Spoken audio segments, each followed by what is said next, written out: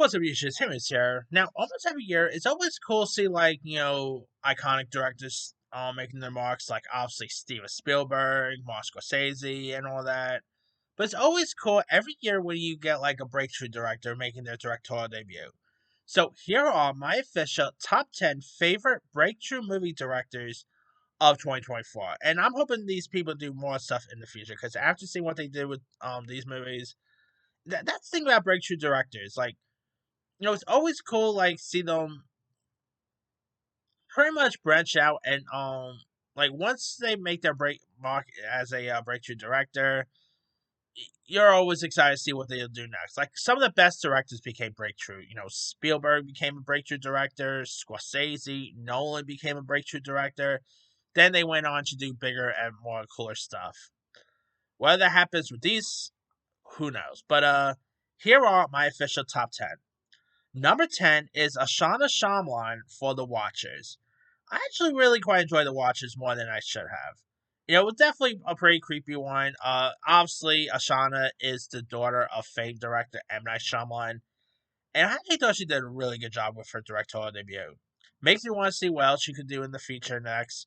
Great year for the Shyamans, by the way, because M. Night obviously also had Trapped this past year, which also had his other daughter playing Lady Raven.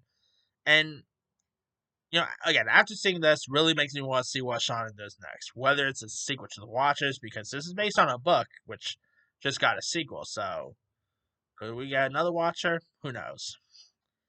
But I do hope to see her do other stuff in the future, though. All right, number 9 is another director who's pretty much a child of a Hollywood icon, and that is Zelda Williams for Lisa Frankenstein. I really had a fun time with Lisa Frankenstein. Now, of course, Zelda Williams, by the way, is the daughter of late comic icon Robin Williams, and I thought she did a really great job with her directorial debut here.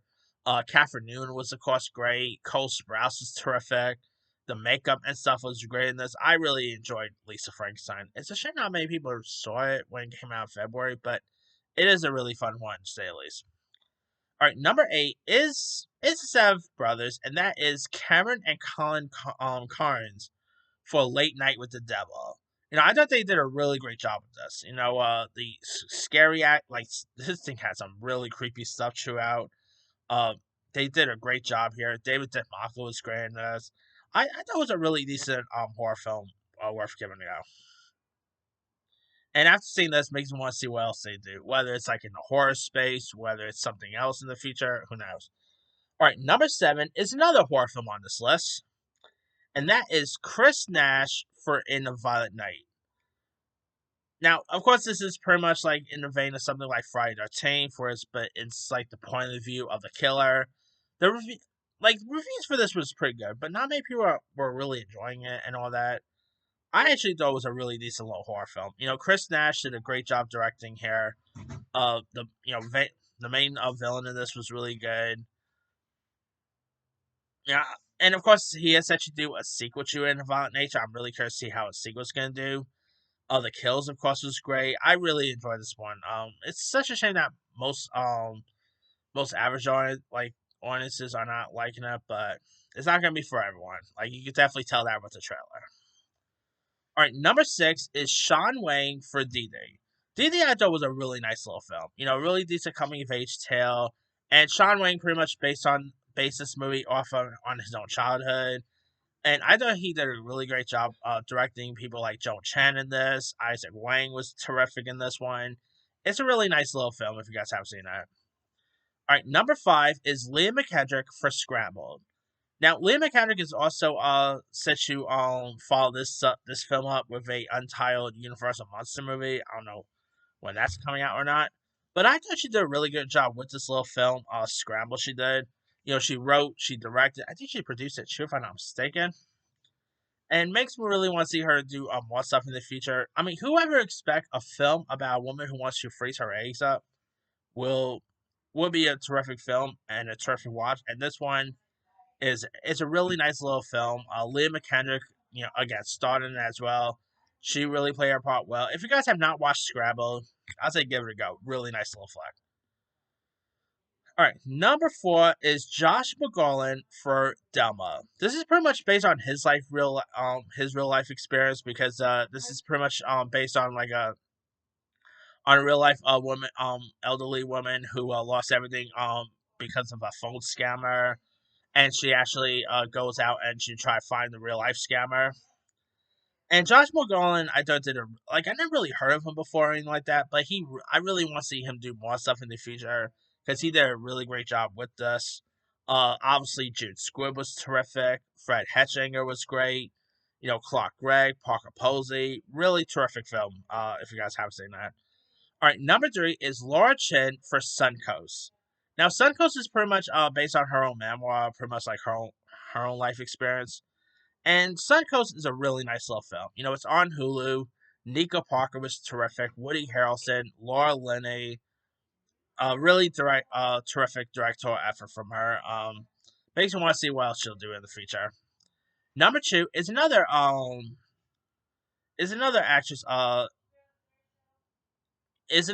turned director here, and that is Zoe Kravitz for Blink Twice.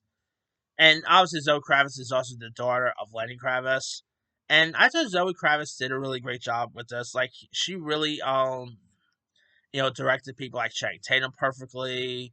Um, the other cast members was great, like Simon Rex, Kyle MacLachlan, uh, Gina Davis. This movie was much better than Hanging Intentions Being. And for like someone, and for Zoe Kravitz to make her directorial debut with something like this was interesting, and thought she did a great job. And my number one favorite breakthrough movie director of the year is Anna Kendrick for Woman of the Hour. You know, of course, about the dating show, Killer. And I don't like Anna Kendrick. Obviously, has worked with talented filmmakers before. You know, like Jason Reitman. Obviously, Elizabeth Banks she's worked with.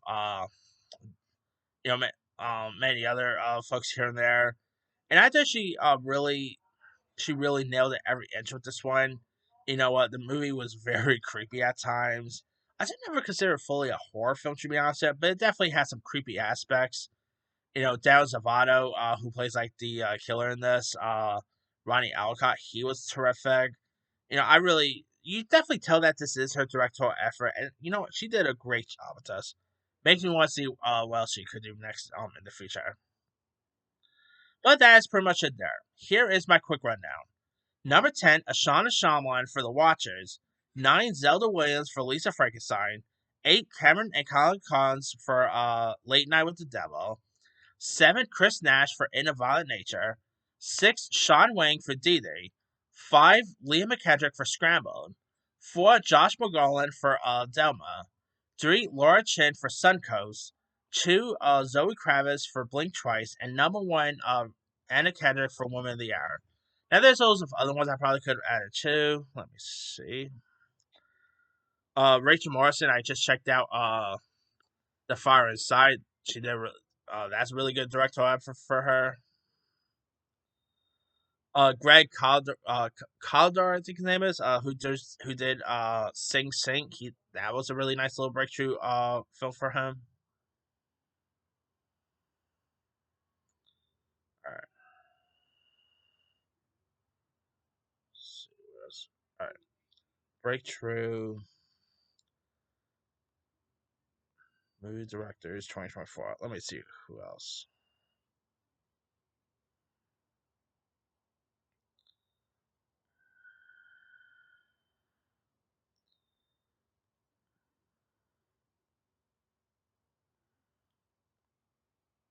Okay, Julia Torres for that movie, Promessa. Like, there's some other great ones I probably could have added.